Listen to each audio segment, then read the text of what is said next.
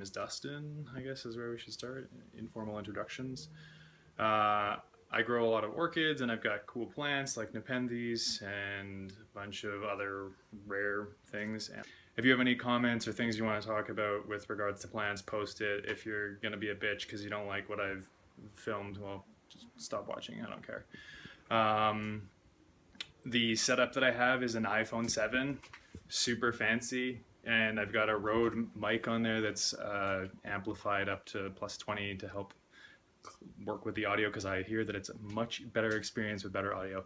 So I hope that you appreciate the work that I've gone through in the research. I will work on my presentation and overall editing skills as we go along with this. So to get on with it, let's check out my plants. There's two things I want to show you today. One is a terrarium that I have in my bedroom, and then two is my orchid setup that's on my windowsill beside my bedroom. So let's get started. This is my terrarium that has Nepenthes and orchids in it. It's also got a bunch of other just general tropical plants, and I'm pretty sure there's actually a few weeds in there as well. Anything that I kind of pick up that I found along the way at garden centers or whatever, I throw in there, and some things do better than others. I've also bought some stuff online from tropical terrarium sites and things like that. So let's take a look, get a little bit closer.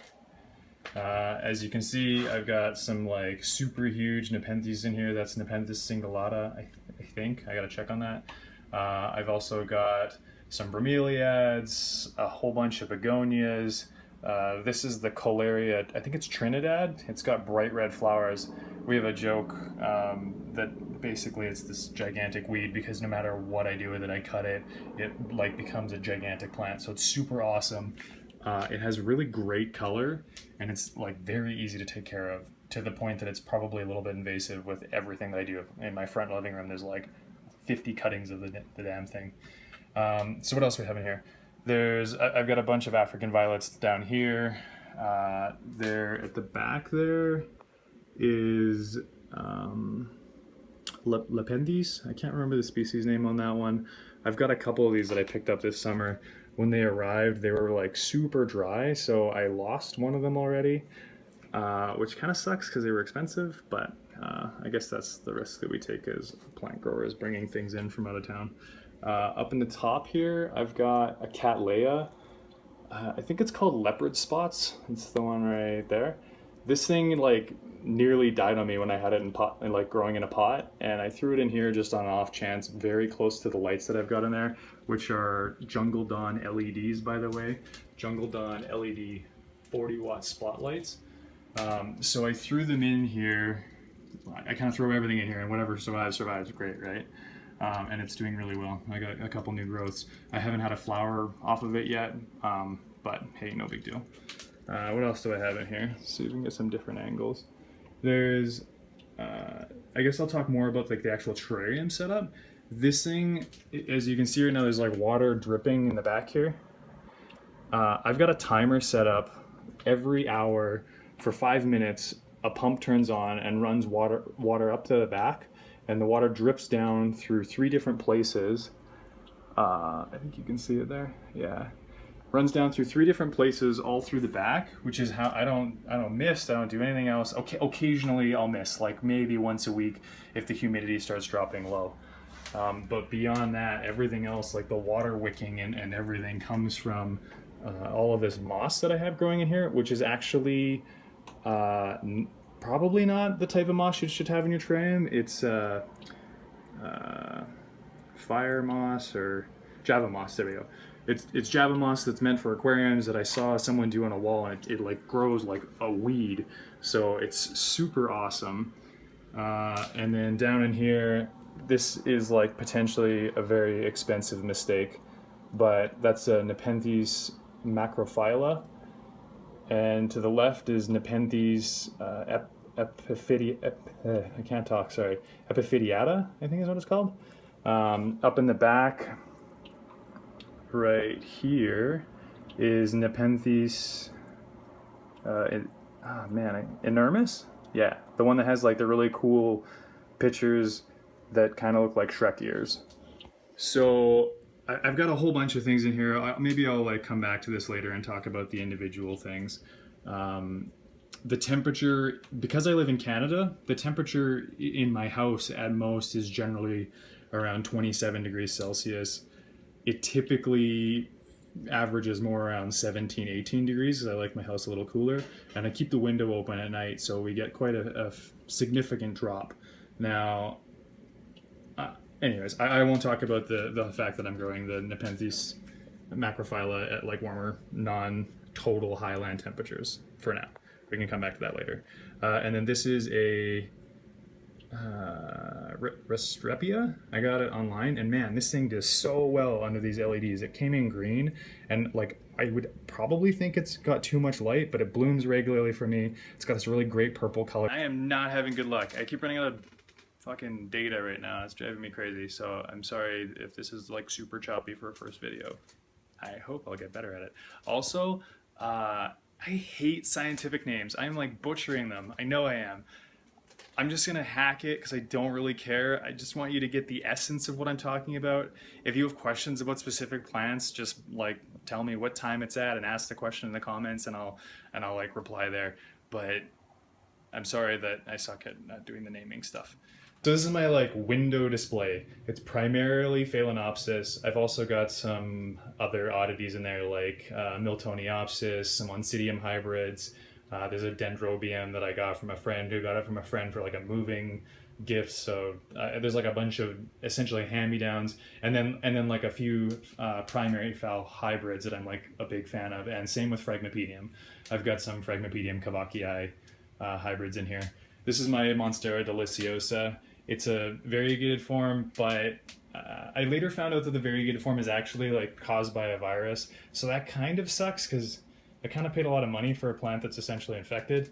And as it's getting older, the new leaves are kind of having less and less white. So that's kind of a bummer because that's like the best part of the plant. But that, like, whatever. I digress. So this is Miltoniopsis Alexandra Herrera. I don't know. It's got like white flowers, super, like insanely amazing smell. It's probably like my one favorite smelling orchid. This is, I think, Rustic Sunspots or something. It's a Oncidium hybrid, and it's got bright orange flowers. This is easily one of my favorite no ID phals. It is like gigantic. Look at it compared to the size of my hand. And then we follow it up to Spike, and it's got these Austin pastel pink flowers. This thing has been in bloom for, honestly, easily 3 months. Like I bought it in spring, and it still like has not dropped a flower. It's awesome. Another Oncidium hybrid. This is that Dendrobium that I was talking to you about. And I've got like a giant growth on that one, which is awesome. In the back here, closer to the light, is where my Phragmipedium hybrids are. This one's a cross between Phragmipedium cavachii and Bessiae.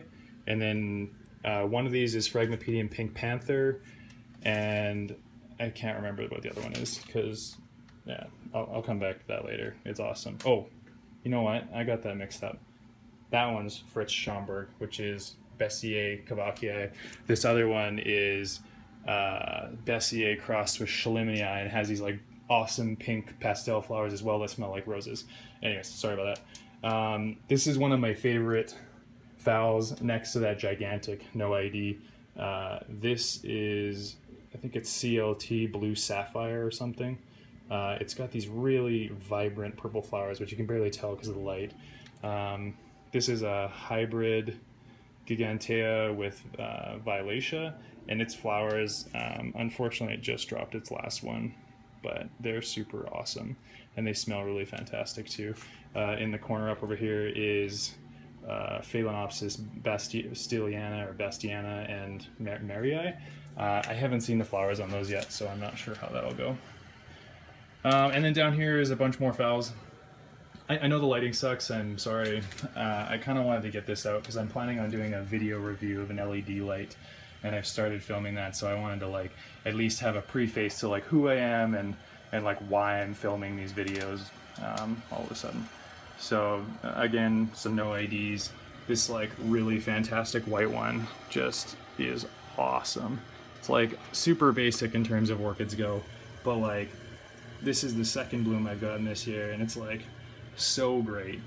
Down here is a Violacea Trapsis hybrid. So when I bought it, all the flowers had different like speckles of that same sort of look. I'm sorry that there's something going on outside and it's making noise. I'm hoping that the mic that I've got is helping filter some of that out because it's directional. Down here is Phalaenopsis varalba, and then up here, like also one of the coolest phals that I got this summer. It's Phalaenopsis stone dance, which is a hybrid with Equestrius and a couple other ones. But man, this thing, like, it blooms forever. Like, it just goes on, and it's like so great. So I really hope that eventually I start getting kikis at the end here, because I'd really like to like share the love and give this to other people, because it smells kind of like honey, and I haven't had a phal that just produces so many flowers. So that's kind of the starting point of my orchids and my plants, and I hope you stay tuned for more. So that you know, filming is the most frustrating thing in the friggin' world. I went through all that, and then I like thought my battery was low on my stupid mic.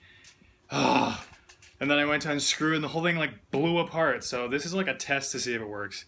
Anyways, subscribe, like, do all those things that they always tell you to do that I assume has a reason, but I don't really care. Honestly, if you don't want it, like, I don't care. Thanks for watching the video.